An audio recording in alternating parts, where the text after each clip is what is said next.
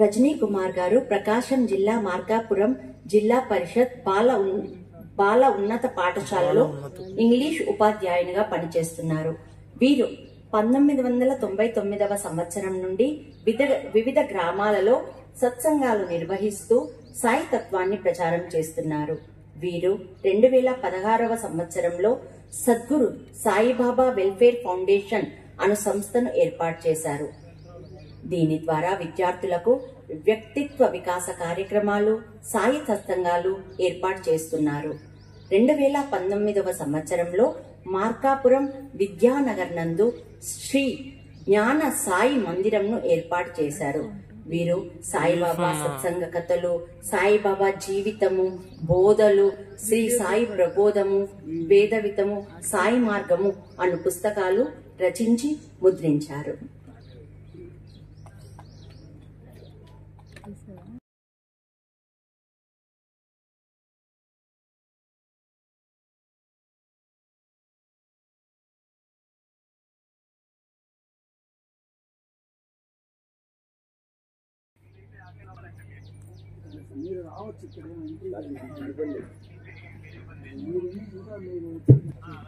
సద్గురు సాయి పరబ్రహ్మణే నమః. అసతో మా సద్గమయ తమసో మా జ్యోతిర్గమయ మృత్యోర్మా అమృతంగమయ. సాయి బంధువులారా, దూర ప్రాంతాల నుంచి ఇక్కడికి విచ్చేసినటువంటి ఆత్మీయ సాయి బంధువులకు, వేదికను అలంకరించిన పెద్దలకు, సాయి సత్సంగ ప్రవచకులకు, అదేవిధంగా అహోరాత్రులు ఈ కార్యక్రమ నిర్వహణ కోసం శ్రమిస్తున్నటువంటి ఐఎస్ఎస్ బిఎస్టి సభ్యులకు, కార్యనిర్వాహకులకు, అలాగే ఈ కార్యక్రమ నిర్వహణ కోసం బాబా గారి ద్వారా ఎంపిక చేయబడి ఈ కార్యక్రమ భారాన్నంతా తమ భుజస్కంధాల మీద వేసుకుని ముందుకు లాగుతూ విజయవంతం చేస్తున్నటువంటి శ్రీ నరసింహారావు వారి సతీమణి గారికి, అదేవిధంగా మా మార్గదర్శకులు శ్రీ సాయిదాస్ గారికి ముందుగా నమస్కారాలు తెలియజేసుకుంటూ ఉన్నాను.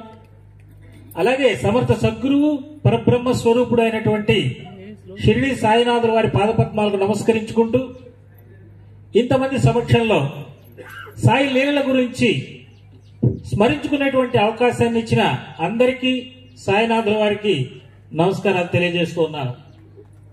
సాయి బంధువులారా, అసతోమా సద్గమయ, మమ్మల్ని అసత్తు నుండి సత్యం వైపుకు నడిపించు. సత్యం అంటే ఏమిటి? ఇక్కడ సత్యమే జ్ఞానం, సత్యమే పరమాత్మ స్వరూపం, పరబ్రహ్మ స్వరూపం. మనల్ని ఆ దిశగా నడిపించు అని మనం అడుగుతూ ఉన్నాం. తమసోమా జ్యోతిర్గమయ, మమ్మల్ని తమస్సు నుంచి వెలుగు వైపుకు నడిపించు అని మనం ఆ పరమాత్ముడిని ప్రార్థిస్తూ ఉన్నాం. మృత్యోర్మా అమృతంగమయ, మమ్మల్ని మృత్యు వైపు నుండి అమృతత్వం వైపుకు నడిపించు అని ఆ పరమాత్మను ప్రార్థిస్తూ ఉన్నాం. మరి ఆ పరమాత్మని ఏ రూపంలో ప్రార్థిస్తూ ఉన్నాం అంటే సద్గురువుగా మన ఎదురుగా ఉన్నటువంటి రూపంలో ప్రార్థిస్తూ ఉన్నాం. భారతీయుల యొక్క లక్ష్యం జ్ఞానం, సత్య స్వరూపాన్ని సాక్షాత్కరించుకోవటం. అందుకే వీరిని భారతీయులు అన్నారు. అసలు భారతీయులు అంటే ఏంటి? భా అంటేనే ప్రకాశం, ప్రకాశం అంటే సత్యం, ప్రకాశం అంటే జ్ఞానం, రత అంటే ఆనందించువారు. భారతీయులు అంటే జ్ఞానముచే ఆనందించువారు. అందుకనే మనల్ని భారతీయులు అని చెప్పన్నారు. సాయి బంధువులారా, ప్రపంచంలో ఏ దేశానికి కానీ ఏ జాతికి కానీ ఇటువంటి విశిష్టమైనటువంటి పేరు లేదు. మనం భారతీయులం. సత్యాన్ని అన్వేషించేవారం, జ్ఞానం కోసం పరితపించేవారం. అటువంటి సత్యాన్ని మనకి దర్శింపచేయగలిగేటువంటి వారే గురువు. ఏమిటి సత్యం అంటే ఋగ్వేదం చెబుతుంది, పరం ఏకమాహు, భగవంతుడు ఒక్కడే. బాబా గారు చెప్పిందే సత్యం. మరి ఇంతమంది దేవతలేంటి? ఋగ్వేదం చెబుతుంది ఏకం సత్ విప్రా బహుదా వదంతి, ఉన్నది ఒకటే సత్యం, అనేక రూపాలతో అనేక నామాలతో పిలువబడుతూ ఉంది. మరి ఎక్కడ ఉంది ఆ సత్యం? ఏకోవసి సర్వభూతాంతరాత్మ, ప్రతి జీవరాశిలో కూడా ఆ సత్యం వ్యాపించి ఉంది.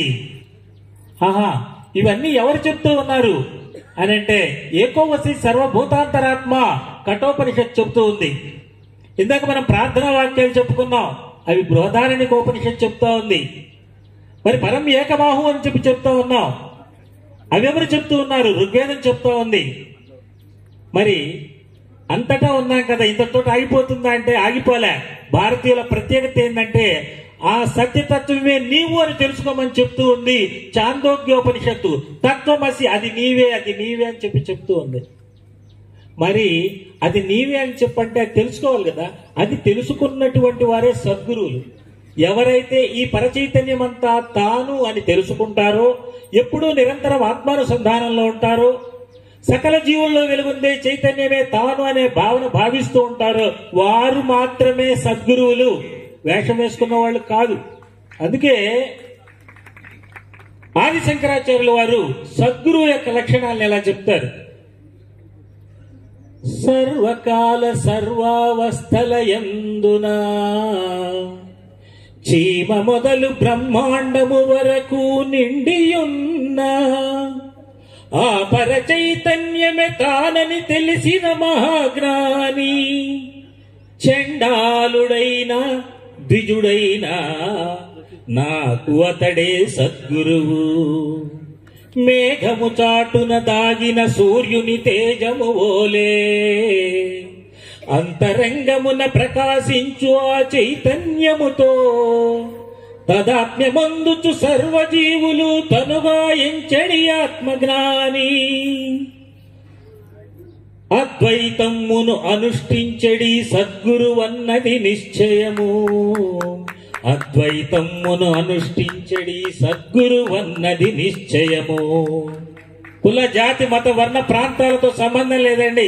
మూర్ఖులు ఎన్నైనా మాట్లాడుకున్నాడట. ఆత్మజ్ఞానియే సద్గురువు. ఆది శంకరాచార్యులు వారు చెప్పింది. సద్గురువే కాదు, ఆయన పరబ్రహ్మ స్వరూపుడు. భగవద్గీతలో శ్రీకృష్ణ పరమాత్ముడు ఇలా చెబుతూ ఉన్నాడు, సర్వంబు నేనయంచు భావించు సర్వజ్ఞుడైన కథనా భిన్నులముగాము మేము ఇరువురకు భేదంబు లేదుగానా. ఆ యోగికి, ఆ సద్గురుకి, పరబ్రహ్మానికి భేదం లేదు అని శ్రీకృష్ణ పరమాత్ముడు చెప్తూ ఉన్నారు. అందుకే బాబా గారు కూడా చెప్పారు, ఎవరైతే గురుమార్గంను అనుసరించదరో వారు అదృష్టవంతులు. మరి అటువంటి సమర్థ సద్గురు అయినటువంటి బాబా వారి సమక్షంలో మనం ఈ రోజు ఇక్కడ కూర్చొని వారి లీలల్ని ఆ గురు మార్గ నిర్దేశంలో ముందుకు నడుస్తున్నామంటే మనం ఎంతటి అదృష్టవంతులమో ఒకసారి ఆలోచించండి. మరి ఆయన మనకి ప్రబోధించిన ఉపదేశాలన్నీ కూడా ఒక అద్భుతమైన కథల రూపంలో బోధించడం జరిగింది. మనకి హోమియో మందుల్ని మీరు చూసుంటారు, తియ్యగా ఉంటాయి. అవి కథలు తియ్యగా ఉంటాయి. దానిలో మందు కూడా ఉంటుంది. ఏ మందు ఏదో మనకి తెలియదు, అది బాబాకి మాత్రమే తెలుసు. ఆ మందు మన భవరోగాల్ని అంతం చేస్తుంది. అటువంటి తియ్యని గుళికల వంటి ఈ సాయిబాబా సచ్చరిత్రలో ఉన్నటువంటి ఆయన లీలల ద్వారా అద్భుతమైనటువంటి ఉపదేశాలను అందించారు. ఇవి మనందరికీ తెలిసినవే, అయినా ఒకసారి గుర్తు చేసుకుందాం. మరి బాబా గారి యొక్క సచ్చరిత్ర అనేటువంటిది కలియుగంలో మనకు భగవంతుడు ప్రసాదించే వరం. ఇది భక్తుల పాలిటి ఒక కల్ప వృక్షం. ఇందులో ఉన్న ప్రతి ఒక్క సాయి లీల కూడా మన మనసులలో భక్తి పరిమళాలు వెదజల్లేటువంటి సుగంధ పుష్పం. అలాగే ఇది మనల్ని సత్యాన్ని ఆవిష్కరించేటువంటి కాంతి పుంజం, మనల్ని ధర్మ మార్గంలో నడిపేటువంటి ఒక వెలుగు కిరణం. మరి ఇంతటి అద్భుతమైనటువంటి సాయి లీలలు ద్వారా బాబావారు మనకి ఏ ఉపదేశాలు ఇచ్చారు, ఇది నేను చెప్పాల్సిన పని లేదండి. మన ఇళ్లలో చిన్న పిల్లలు ఉంటారు, వాళ్ళని అడగండి, మీరు బాబా గుళ్ళో ఏం చూశారు బోర్డుల మీద అని చెప్పి అడిగితే వాళ్ళు టక్కని చెప్పేస్తారు. మొదటి ఉపదేశాలు ఏంటంటే నిష్ఠ, సబూరి. నిష్ఠ, నిబద్ధతతో కూడిన నమ్మకం, ఏందో చూద్దాం. రెండవది సబూరి, సంతోష ధైర్యములతో కూడిన ఓరిమి. ఇవి రెండు మొట్టమొదటివి. తర్వాత ఈ మనందరికీ తెలుసు, సచరిత్ర చదువుకునేటువంటి వాళ్ళకి ఆయన మరొక సందేశం ఏంటి, ఉపదేశం ఏంటంటే సబ్కా మాలిక్ ఏక్. ఇందాక మనం చెప్పుకున్నాం కదా, పరం ఏకమాహు, ఇది సత్యం. ఆయన తర్వాత ఉపదేశం సత్యం, భగవంతుడు ఒక్కడే అనేటువంటిది. తర్వాత ఇప్పుడు దాకా సార్ కూడా చెప్పారు, సకల జీవులని నీవలే ప్రేమించు, దయతో జీవించు, ఇదే ధర్మం. సత్యం, ధర్మం, చివరిగా యోగం. ఏమిటి యోగం? నువ్వు ఏ పనిలో ఉన్నప్పటికీ స్మరిస్తే నాలో కలిసిపోతావు అన్నాడు. ఇంతకన్నా గొప్పదేం లేదు యోగం. చాలండి ఈ 5: నిష్ఠ, సబూరి, సత్యం, ధర్మం, యోగం. ఈ 5 గురించి మనం ఒకసారి వివరించుకునే ప్రయత్నం చేద్దాం. మొట్టమొదటిది నిష్ఠ. నిష్ఠ అంటే ఏంటి? నమ్మకం. మనందరం బాబా గారిని నమ్ముతూ ఉన్నాం. ఎందుకు నమ్ముతూ ఉన్నా అంటే ఆయన సమర్థుడు, మనల్ని రక్షించేటువంటి జగద్రక్షకుడు అనేది మనం దృఢంగా నమ్ముతూ ఉన్నాం కాబట్టి, మనందరికీ ఎన్నో అనుభవాలు ఉన్నాయి కాబట్టి, మనల్ని ఎన్నో రకాలుగా ఆయన ఆదుకున్నాడు కాబట్టి, మనల్ని రక్షించాడు కాబట్టి, మన అభివృద్ధికి తోడ్పడ్డాడు కాబట్టి మనందరం ఇక్కడికి వచ్చాం. నిజానికి సాయి సచ్చరిత్ర అనేటువంటిది ఒక పుస్తకం కాదు. సాయిబాబా భక్తుల యొక్క హృదయ స్పందనల నిధి అది. అది ఎక్కడి నుంచో రాలేదు.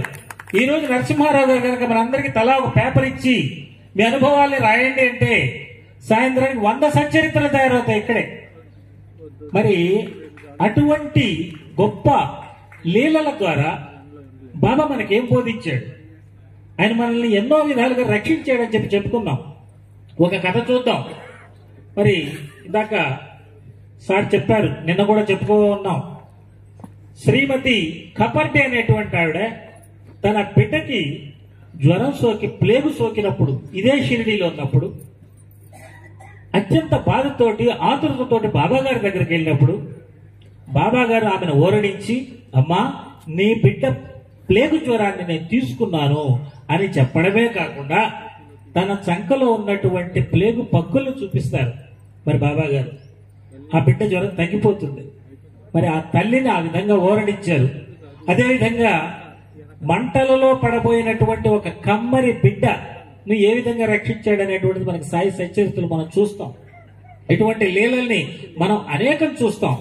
అయితే ఈ కథల ద్వారా మనం నమ్ముతున్నా ఉంటాం. నమ్మడం అంటే ఆశపడటం కాదు, పరస్పర నమ్మకం. నీకు బాబా ఇస్తున్నాడు, కానీ మనం కూడా బాబాకి ఏం చేశాం అనేది ప్రశ్నించుకున్నప్పుడే నిష్ఠ అనేది సంపూర్ణం అవుతుంది, లేకపోతే సగమేది.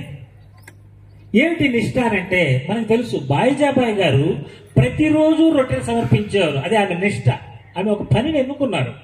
అలాగే భీమాజీ పాటిల్ గారు నెలలో ఒక్కసారి సాయి సత్యవ్రతాన్ని రోజుకునేవారు. ఒక్కసారి నెలకి పర్లేదు, అది ఒక నిష్ఠ, ఒక క్రమ పద్ధతిని అనుసరించండి అంటారు బాబా గారి సచ్చరిత్ర మనం గమనించినట్లయితే. ఆయన మీరు చేసే ప్రతి పనిని నాకు అర్పించండి అన్నారు. ప్రతి పని అవసరం లేదు. రోజు ఒక్క సచ్చరిత్ర అధ్యాయం పారాయణం చేయటం కానీ, ఏదో ఒక చాలీసా పారాయణం చేసుకోవటం కానీ, లేదు వారానికి ఒకసారి సత్సంగం వినడం కానీ, నెలలో ఒకరికి అన్నదానం, ఏదైనా సరే ఒక నియమబద్ధంగా బాబా నీ కోసం నేను ఈ పని చేస్తూ ఉన్నాను అని మనం నియమించుకోవడమే నిష్ఠ. ఆ నియమం లేకపోతే మన నిష్ఠను పాటించినట్లు. నేను చేస్తూ ఉంటాను, ఎంత పెద్ద కార్యక్రమం అన్నా చేయండి, అది కాదు. కానీ నువ్వు ఒక్క పనైనా సరే నియమబద్ధంగా చేస్తే దానిని మాత్రమే నిష్ఠ అని చెప్పంటాం. మరి బాబా గారు దీనికి సంబంధించి మనకి ఏ ఉపదేశాలు అందించారు అని చెప్పంటే, భక్తితో నా నామమును ఉచ్చరించిన వారి కోరికలన్నింటినీ నెరవేర్చదను, వారి భక్తిని హెచ్చించదను, వారిని అన్ని దిశలా కాపాడదను. ఎవరైతే నన్ను శరణు వేడదరో, భక్తి శ్రద్ధలతో నన్ను పూజించెదరో, నన్నే స్మరించెదరో, నా రూపమును వారి మనమును నిలుపుకొనెదరో, అట్టి వారిని సకల దుఃఖ బంధముల నుండి తప్పించెదను. ఎవరైతే సాయి అని స్మరించెదరో వారి యొక్క సర్వ పాప ఫలము తొలగిపోవును. అది ఆయన మనకిచ్చిన అభయం. మరి మిగతా సగం ఉంది మనల్ నుంచి కోరేటువంటిది. ఎవరైతే నాకు అర్పించనిది ఏదీ తినరో, ఏ పని చేయరో, అట్టి వారి హృదయాలలో నేను నివసించెదను ఆయన చెప్పినటువంటి మాట. వారు నది సముద్రంలో కలిసినట్లు నాలో కలిసిపోయేదరు అని బాబా గారు చెప్పారు. ఓకే, సాయి పరబ్రహ్మ చాలీసా ఈ విధంగా చెబుతుంది. నీ నామమునే స్మరించ సకల కష్టములు తొలగేను, పాపములే నశించేను, సకల సంపదలు కూరేను. అది సాయిబాబా మనకిచ్చే అభయం. రెండవది చూద్దాం, సబూరి. ఏమిటి సబూరి? సంతోష ధైర్యములతో కూడినటువంటి ఓరిమి. ఇంకా నాకు ఇంకా చెయ్యలేదు అని ఎదురు చూడటం కాదు. ఎదురు చూడటం వేరు, సబూరి వేరు. ఏమిటి సబూరి అని చెప్పంటే, మనం బాబా గారు ఏది చేసినా మన మంచికి అనేటువంటి దృఢమైన నమ్మకాన్ని కలిగి ఉండడమే సబూరి. ఇది ఎలా వస్తుంది? చిన్నపిల్లలకు అర్థం కాదు. ఒక తల్లి తన చిన్న పసిబిడ్డకు ప్రతిరోజు మంచి మంచి మిఠాయిలు తినిపిస్తుంది. కానీ ఆ పిల్లకి ఆరోగ్యం దెబ్బతిన్నప్పుడు మాత్రం మిఠాయిలు ఇవ్వదు, చేదు మందు మాత్రమే ఇస్తుంది. చాలా పిల్ల బాధపడుతుంది, ఏడుస్తుంది, గొడవ చేస్తుంది, కానీ ఇవ్వదు. ఇస్తే ఆ బిడ్డకు ప్రమాదం. అదే ఆ బిడ్డ కొంచెం పెరిగి పెద్ద అయిన తర్వాత తన తల్లిని అడగదు మిఠాయిలు, ఎందుకంటే ఆ బిడ్డ గ్రహిస్తుంది ఇది నా మంచి కోసమే, అమ్మా మందేది అని అడిగి తాగుతుంది. అలాగే బాబా గారు మనకి అనేక ఇస్తున్నారు, ఇవ్వనప్పుడు మనం బాధపడుతున్నామంటే మనం చిన్న స్థాయిలో ఉన్నాం. ఏం పర్లేదు బాబా, ఓకే ఇప్పుడు ఇది వచ్చిందా ఓకే అన్నామంటే సబూరిలో అడుగు పెట్టినట్టు. ఇది సబూరి సంబంధించిన కథలో ఆయన శ్రేయోదాయకుడు దాము అన్నా గారి కథ ఒకటి ఉంది. దాము అన్నా గారు ఒక మంచి వ్యాపారం చేద్దాం అనుకున్నాడు. వ్యాపారం కొత్త. బాబా గారి దగ్గరికి వెళ్ళి బాబా గారి పాదాలపై వాలి ఆయన ఆశీర్వాదం తీసుకొని మొదలు పెడదాం అనుకున్నారు. బాబా గారికి అంతా తెలుసు కదా, వద్దా వ్యాపారం చేయొద్దన్నాడు. అయ్యో చాలా రకాలుగా ప్రయత్నించాడు, చాలా లక్ష్యాలు పోతున్నాయి కళ్ళెదురుగా, వద్దంటే వద్దన్నారు. చాలా బాధపడిపోయాడు ఫస్ట్ లో, అంటే పసిదశలో ఉన్నట్టు. కాసేపట్లో అతని మనసులో తళుకున ఒక ఆలోచన మెరిసింది, బాబా గారు ఏది చేసినా నా మంచి కోసమే కదా, కాబట్టి దీంట్లో ఖచ్చితంగా నా మంచి ఉంటుంది. దృఢంగా నిర్ణయించుకున్నాడు. ఓకే ఇంక నాకేం ఇబ్బంది లేదు, హ్యాపీగా వెళ్ళిపోయాడు ఇంటికి. మిత్రులు వచ్చారు, రావాయా వెళ్దామని. నేను రావట్లేదు, బాబా వద్దన్నాడు. వాళ్ళు ప్రారంభించారు. 2-3 నెలలకు లక్షల వ్యాపారాల్లో లాభాలు వచ్చేస్తూ ఉన్నాయి. కొన్ని అమాయకుడా, బాబాకేం తెలుసురా నాయన, లెక్కలు వ్యాపార లెక్కలు చూడు, మేము ఎంత లాభాలు సంపాదిస్తున్నాం అంటే హ్యాపీగా ఆనందంతో చెప్పాడు. పర్వాలేదు నాకేం అక్కర్లేదు, బాబా నాకేది మంచిదో అది నాకు ఇచ్చాడు చాలు అని చెప్పి. కానీ 6 నెలల తర్వాత తెలిసింది ఆ వ్యాపారం చేసిన వాళ్ళందరూ నష్టపోయారు, పెట్టుబడులతో సహా నష్టపోయారు. చూడండి, ఆ పెద్ద నష్టాన్ని తప్పించడానికి చిన్న కష్టాన్ని ఇచ్చాడు. అలాగే గోపాల్ నారాయణ అంబాడేకర్ కథ మనకి దీంట్లో ఉంటుంది. ఆయన ఆత్మహత్య చేసుకోబోతాడు, నీళ్ళలో దూకి, బావిలో దూకి, కానీ బాబా ఆపుతారు. మన కర్మ ఫలం అయిపోయేదాకా ఓపిక పట్టాలి. ఆ ఓపిక కూడా ఎలా ఉండాలి? ధైర్యంగా, ఏం పర్వాలేదు, ఈ రోజు నాకు కష్టం వచ్చిందా, ఓకే పర్వాలేదు, అసలు నీకు ఏదైతే లభించిందో దాంతో తృప్తిగా ఉండడమే సబూరి. నీ ఆస్తి కావచ్చు, నీ ఆరోగ్యం కావచ్చు, నీ బంధువులు కావచ్చు, నీ భార్య కావచ్చు, భర్త కావచ్చు, నీ పిల్లలు కావచ్చు, మీ తల్లిదండ్రులు కావచ్చు, అమ్మా నాన్న కావచ్చు, బంధువులు కావచ్చు, ఏదైనా సరే నాకు ఏది మంచిదో అది నా దగ్గర ఉంది అంతే ఆయన చెప్పేటువంటి దృఢమైన నమ్మకం ఉండడమే సబూరి. దీనికి సంబంధించి బాబా గారి ఉపదేశాలను ఒకసారి చూడండి. ఎవరికి ఏది మంచిదో అది వారి వద్ద ఉన్నదని తెలుసుకోండి. మొట్టమొదటి దీన్ని నమ్మాలి మనం. ఇతరులతో పోటీ పెట్టుకునకము. పోటీ పెట్టుకోకూడదు. ఎప్పుడు పోటీ పెట్టుకున్నాడు సబూరి నుంచి చాలా దూరం వెళ్ళిపోయినట్టు. నాకు ఇది మంచిది, నేను ఈ రోజు ఇలా ఉన్నాను, ఇలా మంచిది, నాకు అద్దిల్లు మాత్రమే అద్దింట్లో ఉండాలనేది బాబా కోరిక. నాకు బీపీ ఉంది, బీపీ ఉంచాలనేది బాబా కోరిక. హ్యాపీగా ఎంజాయ్ చేయి, అప్పుడు నీకు ఆనందం అనేటువంటిది దొరుకుతుంది. ఇతరులతో పోటీ పెడు, నీ వృద్ధి కొరకు, నీ మేలు కొరకు ప్రయత్నించుము, ఖచ్చితంగా ప్రయత్నించు. ఎందుకంటే 2 పుస్తకాలు రాసినటువంటి నరసింహారావు గారు భక్తుల అనుభవాలతోటి అక్కడ ఆగిపోయి ఉంటే ఇది జరగదు. కష్టపడాలి, మానవుడిగా పుట్టిన తర్వాత కష్టపడాలి. భారతీయ సనాతన ధర్మం అనేటువంటిది ధర్మ అర్థ కామ మోక్షాలు 4 సాధించమంటుంది. అన్ని వదిలేసి దేవుడు దేవుడు అని వదిలే వెళ్ళిపోమని చెప్పలేదు. అర్థాన్ని సంపాదించాలంటుంది. దానికంటే ముందు ధర్మాన్ని తెలుసుకోమంటుంది. ధర్మబద్ధంగా అర్థాన్ని సంపాదించు, ధర్మబద్ధంగా కామాన్ని అనుభవించు, ధర్మబద్ధంగానే మోక్షాన్ని సాధించు అని చెప్తాడు. ప్రతి దానికి మూలం ధర్మం అనేటువంటి చెప్తా ఉందన్నమాట. నీ వృద్ధి కొరకు, నీ మేలు కొరకు ప్రతి బాబా గారు కూడా చెప్పారు. ఇహపర శ్రేయస్సులను కలుగజేయటానికే నేను వచ్చాను అని చెప్పారు బాబా గారు. కాబట్టి మనం ముందుకు వెళ్లాల్సిందే. అయితే ఇంకా ఏం చెప్తున్నారంటే, ప్రపంచము తలక్రిందులైనప్పటికీ చలించకుడు, స్థిరముగా నిలిచి ఉండుము, మీ ఎదురుగా జరుగుతున్నటువంటి నాటకమును నిశ్చింతగా పరిశీలించుము. చూస్తూ ఉండండి, ప్రశాంతంగా ఉండండి, కూల్. ఇలా నరసింహరావు గారు చెప్పారు. ఎన్నో రకాలు వచ్చాయి, కూల్, చూస్తూ ఉండు. బాబా గారు ఆయన చెప్తా ఉన్నారు, కూల్.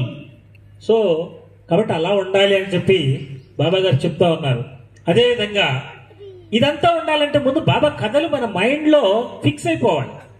ఎవరైతే నా కథలను విని మననము చేసుకొనుచు వారి మనస్సును నిలుపుకొనదరో వారికి తృప్తి, ఆనందము, శాంతి కలుగును. మొట్టమొదటి తృప్తి అండి. సబూరిలో మొట్టమొదటి లక్షణమే తృప్తి. ఈ మూడు కలుగుతాయట. అదేవిధంగా వారు శుద్ధ చైతన్యములో ఐక్యత నొందగలరు, వారి అహంకారము నిష్క్రమించిపోవును అని చెప్పారు. నిష్ఠ, సబూరి.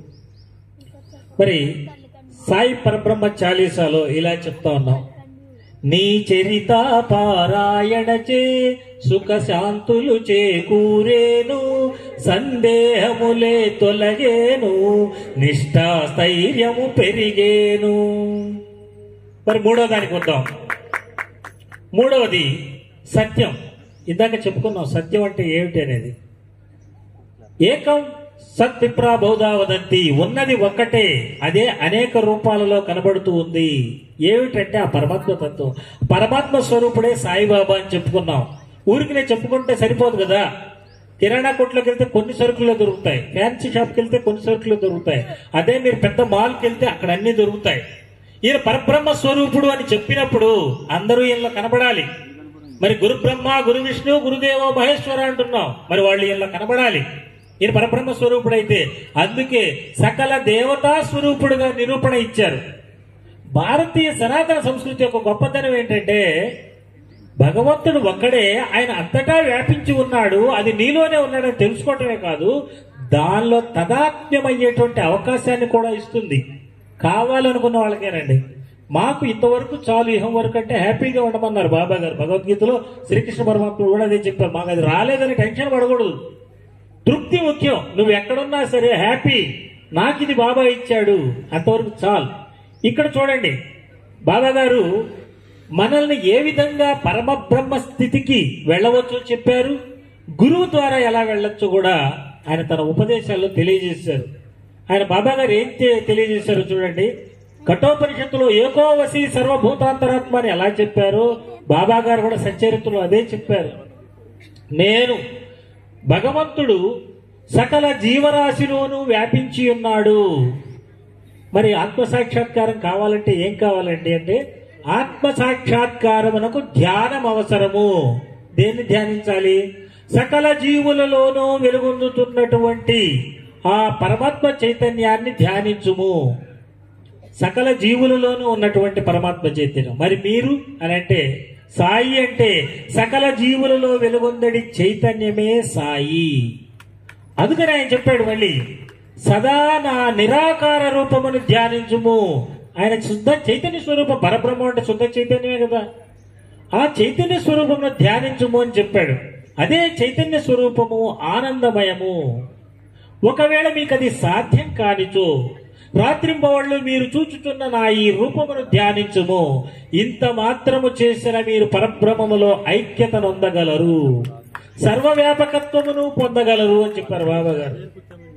సత్యాన్ని తెలియజేయడమే కాదు, దాన్ని ఎలా చేరుకోవాలో కూడా చెప్పాడు. మరి మాకు కష్టం అంటే గురువు ఉన్నాడు కదా. బాబాని గురువుగా మనం ఎప్పుడైతే అంగీకరిస్తామో మీకు ఏది కావాలంటే అది చెప్తాడు. బాబా గారు అన్ని చెప్తాడు. ఈ రోజు ఇక్కడ చాలా మంది రకరకాలు చెప్పాం. కొంతమంది హారతల గురించి, కొంతమంది ఆధ్యాత్మం గురించి, కొంతమంది వ్యక్తిత్వ వికాసం గురించి. బాబాని మనం ఏది అడిగితే అది చెప్తాడు, మనకే చెప్తాడు ఆయన.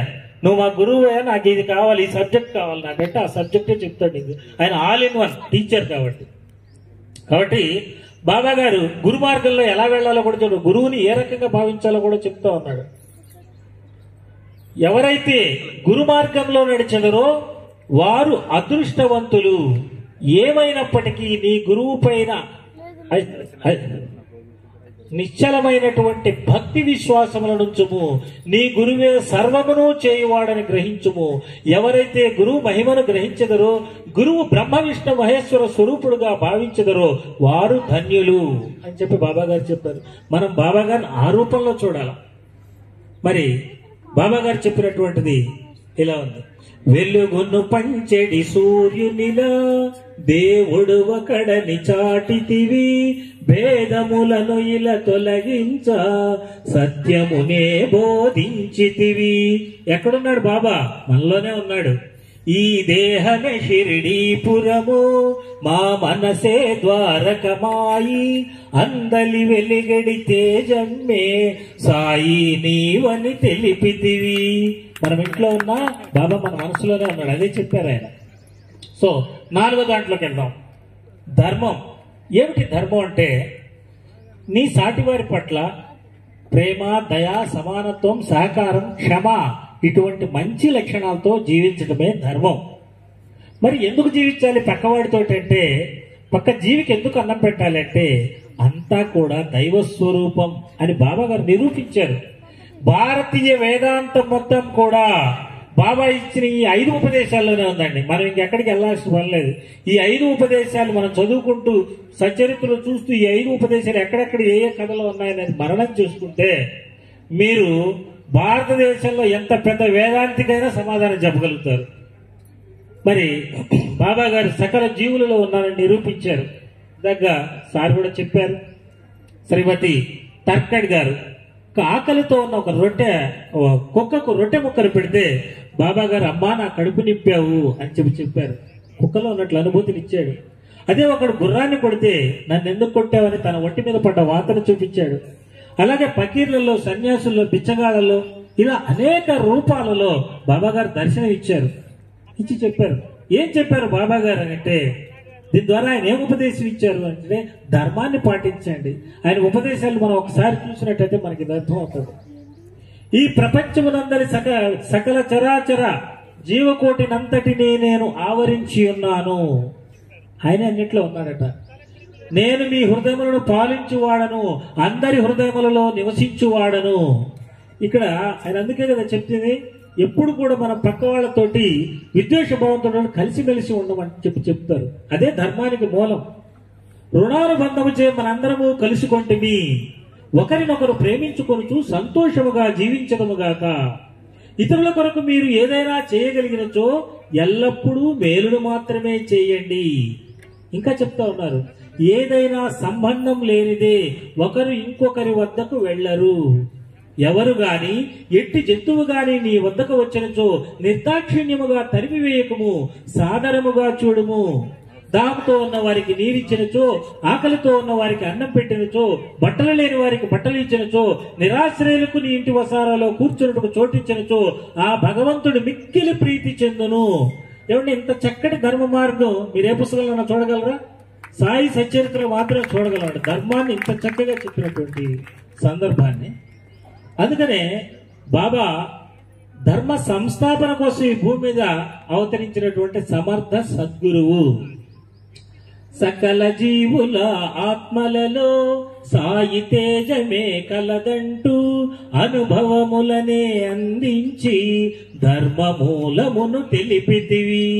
ధర్మానికి మూలం అందరిలో సాయి ఉన్నాడని గుర్తించటం, జీవుల ఆకలి తీర్చుటయు, సాయము దీనుల కొసగుటయు సాయి సేవయని తెలిపితివి, ధర్మాచరణను నేర్పితివి.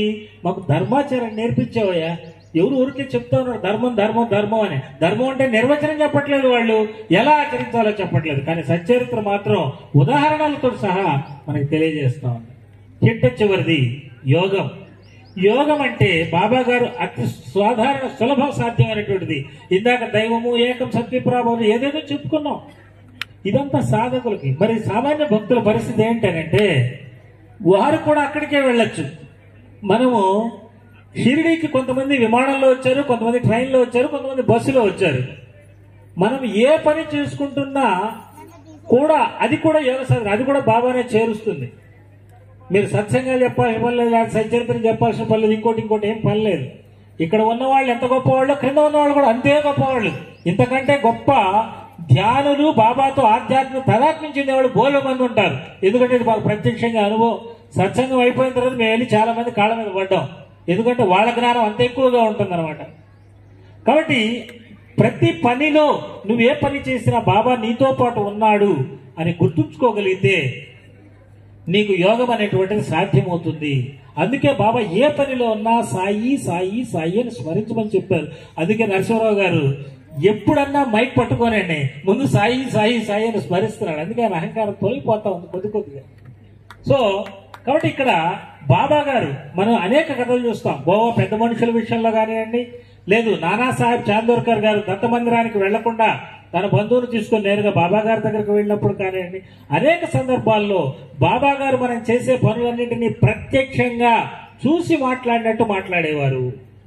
కాబట్టి బాబా గారు మనకి ఏం ఉపదేశం ఇస్తున్నారు వీటి ద్వారా అని అంటే, మీరు సర్వస్వ శరణాగత భావనతో ఎప్పుడూ నన్ను ధ్యానిస్తూ ఉన్నట్లయితే మీరు నాలో ఐక్యత పొందుతారు అని బాబా గారు తెలియజేస్తున్నారు. ప్రతి చోట ఉంటానన్నారు బాబా గారి ఉపదేశంలో. నాకు రూపము లేదు, నేను అన్ని చోట్ల నివసించుచున్నాను. ఎవరైతే నన్నే నమ్మి నిత్యము ధ్యానించదరో వారి పనులన్నింటినీ సూత్రధారినై నేనే నిర్వర్తింతును. ఇక్కడ ప్రతి ఒక్కళ్ళు అక్కడ అన్నం వడ్డించే వారి దగ్గర నుంచి సత్సంగాలు చెప్తూ ఇక్కడ ఈ కార్యక్రమాన్ని నడుపుతున్న నరసింహారావు వరకు కూడా బాబాదే భారం అనేటువంటి భావనతో చూస్తున్నారు. కాబట్టి మొత్తం ఆయన నడుపుతూ ఉన్నారండి, ఆయన నడుపుతూ ఉన్నారు. నేను నా యొక్క నివాస స్థానము మీ హృదయములందే కలదు. చూడండి, నేను అందరి హృదయములలో నివసించుచున్నాను అని చెప్తూ ఉన్నారు బాబా గారు. ఇంకా ఆయన ఏమంటున్నారంటే, ఇది అత్యద్భుతం, అల్టిమేట్, కర్మయోగంలో అల్టిమేట్. ఏంటి కర్మయోగం అంటే? ఏం లేదు, కర్మం అంటే పని, యోగం అంటే ఏంటంటే అన్నము ఇంత తీసుకుంటే ఇది అన్నం ముద్ద అంటారు, దాన్ని దేవుడి దగ్గర పెట్టారనుకోండి అది ప్రసాదం అంటారు. అలాగే నీళ్ళని గ్లాసులో తీసుకుంటే నీళ్లు అంటారు, దేవుడి దగ్గర పెడితే తీర్థం అంటారు. అలాగే నువ్వు చేసే ఏ కర్మనైనా ముందు నీ గురువుకి అర్పించావంటే అది యోగ కర్మగా మారిపోతుంది, అదే కర్మయోగం. కాబట్టి ఆయన ఏం చెప్పాడంటే, ఎవరైతే తన అహంకారము నా పాదముల చెంత ఉంచెదరో వారికి నేను మిక్కిలి సహాయపడదును.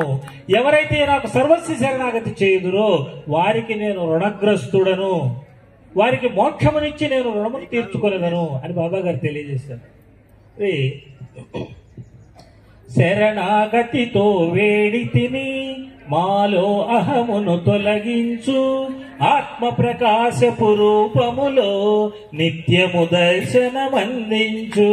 మనం అది కోరుకోవాలి, నిత్యం ఆత్మ ప్రకాశ రూపంలో ఆయన మనల్ని చూస్తూనే ఉండాలి. ఏ ప్రాంతములో మేమున్నా, ఏ చింతనలో మేమున్నా, ఎట్టి పనులలో మేమున్నా సాక్షిగా నీవే నిలిచేవు. ఇది ఒక్కటి మన మనసుల్లో ఉంటే మనం యోగ స్థితి ఖచ్చితంగా వెళ్ళిపోతాం. ఒకసారి చూడండి, ఈ 5 ఉపదేశాలని ఎంత చక్కగా వివరించారు. వీటిని మనం చాలా సులభంగా గుర్తుపెట్టుకోవచ్చు. మనందరికీ తెలిసినటువంటివే: నిష్ఠ, సబూరి, సత్యం, ధర్మం, యోగం. ఈ సత్యం ధర్మం అనేటువంటి మన జీవనాడండి. భారతీయ వేదాంతం అంతా కూడా ఈ సత్యం ధర్మమే. ఈ రోజు మనం మన జాతీయ ముద్రను మీరందరూ చూసుంటాం, మన 3 తల సింహాల ముద్ర. దానికి మూలం సత్యం, కింద అట్టడుగును రాసి ఉంటుంది చూడండి, సత్యమేవ జయతే అని. దానిపైనే ఉంటుంది ఒక చక్రం, అది ధర్మ చక్రం. సత్యం, ధర్మం అనేది కొన్ని వేల సంవత్సరాల నుంచి భారతీయుల హృదయాల్లో ఒక స్టాంప్ లాగా ముద్రించబడి ఉన్నాయి. వీటిని నిలబెట్టడానికి బాబా గారు వచ్చారు. బాబా గారి కథలు అనేటువంటివి నిజమైన భక్తులుగా మనల్ని మార్చేస్తాయి. రాతిని ఉలితో మలచంగా శిల శిల్పముగా మారేను, నిజమగు సాయి భక్తులుగా నీ కథలే మము మలచేను. నీ కథలు మమ్మల్ని ఆ రూపంలో మలిచేస్తాయి. ఇది భారతీయ వేదాంతన సనాతన ధర్మం మొత్తం యొక్క సారాంశం. ఈ 5 ఉపదేశాల్లో బాబా గారు తెలియజేశారండి.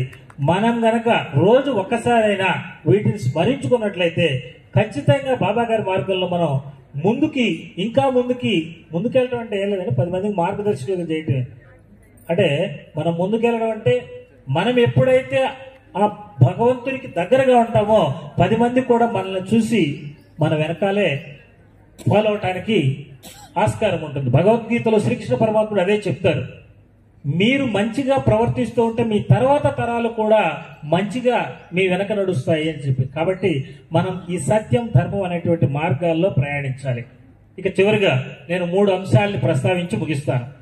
ఒకటి, ఈ యొక్క టాపిక్, నాకు ఇచ్చినటువంటి టాపిక్ మరి నాకు తెలియదు, ఈ అవకాశాన్ని కలిగించినటువంటి నరసింహారావు గారు, వారికి ధన్యవాదాలు. అలాగే సాయిదాస్ గారు మా మార్గదర్శకులు, వారు మొదట ఫోన్ చేసి చెప్పారు, ఇలాగే షిరిడీలో సత్సంగం ఉంది, నువ్వు రావాలి అని. నేను సాయిదాస్ గారికి ఒకటే చెప్తా ఉంటాను, సార్ నాకు గుడి బడి 2 పక్కపక్కనే ఇచ్చాడు, ఇంటి పక్కన అటొకటి ఇటొకటి. నన్ను బాబానే అక్కడే కదలొద్దని అడిగి ఎందుకు సార్ నన్ను అటు ఇటు తిప్పేదని. లేదు లేదు ఒకసారి షిరిడి కాబట్టి అన్నాడు. నాకు కూడా షిరిడి చూద్దాం అనిపించింది. వెంటనే నరసింహారావు గారు ఫోన్ చేశారు. చేసి సార్ మీకు బాబా గారు సత్సంగ టాపిక్ గా దీన్ని ఇవ్వమన్నారు అని చెప్తున్నారు. ఆయన చెప్పే లోపలే నాకు కొంచెం మూర్ఖత్వం ఉంది. ఎందుకంటే నీకు చెప్పినప్పుడు నాకు కూడా చెప్పాలి కదా. నీకు చెప్పింది నేను ఫాలో అవ్వను, నాకు కూడా చెప్తే నేను ఫాలో అవుతాను అనుకుంటే ఆయన టాపిక్ ఏం చెప్పారంటే ఇది చెప్పారు, బాబా లీలలు అనుభవాలు చెప్పండి అని. నేను వెంటనే నమ్మేశాను బాబా గారు చెప్పింది అది. ఎందుకంటే బాబా యొక్క కథలు ఏంటి, దానిలో ఉన్న ఉపదేశం ఏంటి అనేటువంటిది నేను ఒక పుస్తకాన్ని ముద్రించాను. ఒక 6 సంవత్సరాల నుంచి డోనర్లు ఎవరైనా దొరికితే ఉచితంగా ముద్రించడం, దాన్ని ఫ్రీగా పనిచేసేయటం, అదే పని నాకు. మరి ఆ టాపిక్ ఇచ్చారంటే ఖచ్చితంగా ఇది బాబా గారు పంపించింది అని నేను విశ్వసించాను. ఆ రోజు వెంటనే సాయిదాస్ గారితో కూడా అన్నా, ఆయన ఇంకేదైనా చెప్తే ఏమో సార్. నిన్న సార్ చెప్పారు ఇక్కడ చాలా మంది ఋషులు ఉన్నారని. నాకు మొదటి రోజు అనుభవం కలిగింది. లోపలికి వచ్చి కూర్చున్నాం, మా మిస్సెస్ చూస్తూ వస్తున్నారు ఇప్పుడిప్పుడే జనాలు అని చెప్పి. ఇప్పుడిప్పుడే వచ్చేదేంటి, ఈ గోరా గోడాయే సామతమాలి నరహరి ఏకనాథుడు వీరందరూ వచ్చేసి ఉన్నట్టుగానే నాకు అనిపిస్తా ఉండేది. సకల దేవతలు ఇక్కడ కొలువై ఉన్నట్టుంది. ఎందుకంటే గురువు పరబ్రహ్మ స్వరూపుడు. పరబ్రహ్మ స్వరూపుడిని అందరూ కలిసి ఇక్కడ కూర్చోబెట్టినప్పుడు అందరూ ఆయన రాకుండా ఎలా ఉంటారు, కాబట్టి ఇక్కడికి వచ్చేసారు అని చెప్పి నాకు అనిపించింది. ఇక రెండవ అంశం ఈ యొక్క కార్యక్రమం గురించి. ఇది అందరూ చెప్పినట్లు ఒక అద్భుతమైనటువంటి కార్యక్రమం. దాంట్లో తిరుగులేదు. బాబా సంకల్పంతో బాబా గారు ఏర్పాటు చేసుకున్నటువంటి కార్యక్రమం. ఎందుకు అనేటువంటి దానికి మన చరిత్రను గమనించినట్లయితే శ్రీకృష్ణ పరమాత్ముడు ధర్మాన్ని బోధించాడు, బుద్ధ భగవానుడు కూడా ధర్మాన్నే బోధించాడు. బుద్ధుడు నిర్యాణం చెందిన తర్వాత 100 సంవత్సరాల తర్వాత రకరకాల ఆలోచనలు వచ్చాయి బుద్ధుడి గురించి. అవి ఇవి ఏవేవో చెప్తా ఉన్నారు, కథలు సొంతంగా కల్పించుకున్నారు. అటువంటిప్పుడు 100 సంవత్సరాల తర్వాత అజాత శత్రువు అనేటువంటి ఒక మహారాజు, ఆ రోజుల్లో ఉన్న గొప్ప మహారాజు అక్కడ ఒక పెద్ద పరిషత్తును ఏర్పాటు చేశాడు. ధర్మ పరిషత్తును ఏర్పాటు చేసి వారందరినీ కూడా పిలిచి ఆయన యొక్క బోధనల మీద చర్చ పెట్టి ఒక అబ్స్ట్రాక్ట్ లాగాడు. ఆనాటి సింపోజియం నిర్వహించారు, సైంటిఫిక్ సింపోజియం నిర్వహించారు. మరి ఈ రోజు 100 సంవత్సరాల తర్వాత మనకి షిరిడి సంస్థాన్ వారు గ్లోబల్ సమిట్ నిర్వహించారు. బాబా అదృష్టవశాత్తు ఆ వేదిక మీద కూడా నాకు మాట్లాడేదానికి అవకాశం ఇచ్చారు. అయితే అది ఎందుకో నాకు తృప్తి లేదు. అందుకని ఈ కాలంలో అజాత శత్రువు అనే మహారాజు ఈ రూపంలో పుట్టాడేమో ఈయన అలాగా. ఇటువంటి సమర్థుడు ఎక్కడ ఉన్నాడు అని ఎదిగి నరసింహారావు గారిని పట్టుకుని ఈ పెద్ద బాధ్యతను అప్పగించాడు. నా దృష్టిలో ఇది సనాతన ధర్మ పరిషత్ సమావేశం. ఇక్కడ వచ్చిన వాళ్ళందరూ సామాన్యులు కాదు. నేను మన సాయంత్రం నేను కావాలని ఉండి విన్నాను. చాలా మంది అద్భుతమైన సత్సంగ ప్రవచనాలు చేస్తూ ఉన్నారు సాయంత్రం కూడా ఉదయంగానే. ఇక్కడ బాబా గారు మనకి సైనిక విన్యాసం చేస్తుంటారు చూడండి. ఒకసారి మనకి భారతీయ సైనిక విన్యాసాలు, విమానాలు, యుద్ధ విమానాలు, ఇలాగా ఆయన చేత విశ్వరూపం ప్రదర్శింపజేశారు. నా దగ్గర ఇన్ని రకాలుగా ఉన్నారు. నీకు వేదాంతం కావాలా చెప్పేవాళ్ళు ఉన్నారు, వ్యక్తిత్వ వికాసం కావాలా చెప్పేవాళ్ళు ఉన్నారు, లేదు తగులాటకి వెళ్దామా రైట్ దానికి కూడా మా వాళ్ళు సిద్ధంగా ఉన్నారు, చర్చకైనా సిద్ధమే, ప్రేమతత్వం కావాలన్నా దానికైనా సిద్ధమే అని మొత్తం తన యొక్క విశ్వరూపాన్ని దీని ద్వారా ప్రదర్శిస్తూ ఉన్నారు. ఈ సభ అనేటువంటిది రాబోయే రోజుల్లో అన్ని రాష్ట్రాలకి ఒక మోడల్ గా నిలవబోతుంది. భారతదేశంలో ఎంతో మంది మనసుల్లో స్పందన కలగజేయబోతుంది. ప్రపంచం మొత్తం కూడా అన్ని భాషలలో ఉన్నటువంటి సత్సంగ ప్రవచకులతో సమావేశం నిర్వహించబడబోతా ఉంది. ఇదంతా కూడా బాబా గీసినటువంటి స్కెచ్. లేకపోతే ఆయన 2 పుస్తకాలు ఆయన చేత రాయించారు. ఆయన ఏమి చిన్న చిత్తగా వెంటనే తీసుకోలేదు. ఎక్కడెక్కడికి తిప్పాడు. 100 మంది దగ్గరికి తిప్పారు, 200 మంది దగ్గరికి తిప్పారు. వాళ్ళ గురించి మాట్లాడారు, వాళ్ళు రాసుకున్నారు, అవన్నీ పుస్తకాల రూపంలో ముద్రించారు. చివరికి ఆయనకు బాధ్యత అప్పగించారు. బాబా బాధ్యత అప్పగించారంటే ఏమి ఆషామాషిగా అప్పగించారు. మరి అటువంటి గొప్ప బాధ్యతని స్వీకరించినటువంటి నరసింహారావు గారు ఆయన నిష్ఠా సబూరులతో ఈ కార్యక్రమం నిర్వహించినందుకు ఆయనకు మరొకసారి నమస్కారాలు తెలియజేస్తున్నాం. వారి దంపతులకు పాద నమస్కారాలు తెలియజేసుకుంటూ ఉన్నాం. చిట్ట అంశంగా నన్ను ఇక్కడికి లాక్ రావడానికి ఆయన బాబా గురించి అందరికీ తెలిసినటువంటిది. నేను 6వ తరగతిలో ఉన్న 2 సినిమాలు చూశానండి బెనిఫిట్ షోలు వేస్తే. ఒకటి వీరబ్రహ్మేంద్ర స్వామి చరిత్ర, 2 సాయిబాబా చరిత్ర. వీళ్ళిద్దరు కూడా సద్గురువులు. ఇద్దరు నా మైండ్ లో పడిపోయారు. అప్పటికే మన ఇళ్లలో వాళ్ళు ఒక లిస్ట్ చెప్పేసి ఉంటారు కాబట్టి హనుమంతుడి దగ్గర నుంచి మొదలుపెట్టి ఒక 15 మంది దేవుళ్ళని వరుసగా ప్రార్థిస్తూ ఉంటారు. ఈ ఇద్దరు కూడా చాలా బాగున్న వీరి క్యారెక్టర్లని చివరిలో పడేశాను తీసుకెళ్ళి. వీళ్ళని కూడా రోజు ధ్యానించుకుందామని. అయితే బాబా ఎక్కడున్నా నువ్వు గురువు అనగానే ఆయన ముందు సిలబస్ పూర్తి చేసేస్తాడు. కాబట్టి ఆయన సిలబస్ పూర్తి చేసుకుంటూ ఫస్ట్కి వచ్చేసాడు. దాదాపు ఇంటర్మీడియట్కి వచ్చేటప్పుడు మిగతా అన్ని వెళ్ళిపోయినాయి, ఆయన ఒక్కడే నిలబడిపోయాడు. ఆ తర్వాత ఇప్పుడు ఏంటంటే బాబా నిరూపం కూడా నాకు అక్కర్లేదు, పూమొగ్గయ పరిణతి చెంది పువ్వుగా వికసించిన రీతి సత్యాన్వేషుల చింతనలో నీ రూపు తేజముగా మారేను. నీ రూపం కూడా వద్దే నాకు, నీ తేజస్సుగా నిలబడి చాలు నాకు అని చెప్పి ప్రార్థించుకుంటా ఉన్నాను. మరి ఆ మహానుభావుడి యొక్క పుస్తకాలు ఏదో రాశాను. అయితే నాకు బాబా గారి చాలీసా ఒకటి రాయాలని కోరిక ఉండేది. కానీ పెద్దలు రాజేంద్ర ప్రసాద్ గారు చాలీసా రాశారు. ఆ చాలీసా చదివిన తర్వాత ఇక ఎవరు కూడా బాబా చాలీసా రాయాలని ప్రయత్నం చేయరు. నాకు కొంచెం లోపల ఉండేది అనమాట గుబులుగా, బాబా నీ చాలీసా అంత గొప్ప అద్భుతమైన పదాలతో ఇచ్చావే, ఆయనకేం చెప్పు అనుకుంటుండేవాడు. ఆయన ఎంతో అభిమానిస్తాను గురుతుల్యులు. ఒకసారి ఇలాగా నేను చాలా మంది గురువుల చిత్రాలు వేశానండి, బొమ్మలు పెయింటింగ్స్ వేశాను. అది వారు ఇచ్చిన అదృష్టం. అలాగే నేను బాబా మందిరంలో కూర్చొని ఉంటే ఎందుకనో బ్రహ్మం గారి యొక్క చాలీసా నా మనసులో టకటక మెదిలాడింది. సరే ఈయన ఒక గురువు కాబట్టి ఆయన ఇచ్చాడని అది రాసేసాను. అది రాసిన తర్వాత నేను యూట్యూబ్లో పెట్టేశాను, అది అయిపోయింది. తర్వాత గత మేలో ఆ పీఠాధిపతులు వాళ్ళకి సంస్థ సంబంధించిన వాళ్ళు ఎవరో చూసి ఆయన ఎవరో రాశాడంటని నా ఫోన్ నెంబర్ కనుక్కొని ఆ చాలీసాని పాడు అని చెప్పి బ్రహ్మం గారి మందిరంలోకి తీసుకెళ్లి కూర్చోబెట్టి పాడించారు. అది ఇంకా బాగా ఎక్కువైపోయింది. ఎందుకంటే నేను పూర్తి సంపూర్ణ అందరు గురు స్వరూపాలే, కానీ బాబా నీ దగ్గర నీ చాలీసా రాయలేకపోయానే. నాకు అంత అవసరం లేదు, 2 నిమిషాలు. అలాగా ఆ యొక్క బాబా అనుకున్న మరుక్షణమే, అంటే అంతకు ముందే బాబా నీకు పరబ్రహ్మ చాలీసాను అనుగ్రహించారండి. నాకు బాబా పరబ్రహ్మ చాలీసాను అనుగ్రహించారు. దానిని ఇక్కడ మననం చేసుకునే అవకాశాన్ని కూడా ఇచ్చారు. అదేవిధంగా నేను ఒక పుస్తకాన్ని తయారు చేశానండి. ధర్మం అనేటువంటి చెప్పకుండా విద్యార్థుల్లో విలువలు కానీ ధర్మం కానీ పెరగటం అనేటువంటిది సాధ్యం కాదు. దాని పేరు సమర్థ భారత విద్య. బాబా యొక్క అనుగ్రహంతో సద్గురు సాయిబాబా వెల్ఫేర్ ఫౌండేషన్ ఆధ్వర్యంలో ముద్రించి దాన్ని మార్కాపురంలో ఇనాగ్రేట్ చేద్దాం అనుకుని 2 సార్లు ప్రయత్నించాను, కానీ వలగాలేదు. నేను రైల్లో వచ్చేటప్పుడు స్టేషన్కి నా శిష్యుడు కట్ట తీసుకొని పరిగెత్తుకుంటా వచ్చి ఇచ్చాడు, ట్రైన్కి ఇచ్చాడు. ఇచ్చి తీసుకెళ్ళాడు, సార్ బాబా దగ్గర పెట్టండి అని. మరి ఇక్కడికి వచ్చిన తర్వాత నా మనసులో అనిపించింది, సమర్థ భారత విద్య, సమర్థ సద్గురువు యొక్క అనుగ్రహం లేకుండా ఈ సమర్థ భారత విద్య పుస్తకం ఎలా తయారవుతుందిరా? సమర్థ గురువు యొక్క గురు మార్గదర్శకత్వం లేకుండా సమర్థవంతమైన భారతదేశం ఎలా తయారవుతుంది? కాబట్టి రారా నా దగ్గరికి అని చెప్పి అక్కడికి వెళ్ళి బాబా గారి పాదాల దగ్గర పెట్టి ఆవిష్కరించడం జరిగింది. దానిని నరసింహారావు గారు అనుమతించే పని అయితే 1 గంట తర్వాత కార్యక్రమాలు నేపథ్యంలో 2 నిమిషాలు వారికి అందజేయడం జరుగుతుంది. చివరిగా మంగళవచనాలతోటి ఈ సత్సంగాన్ని ముగిస్తాం.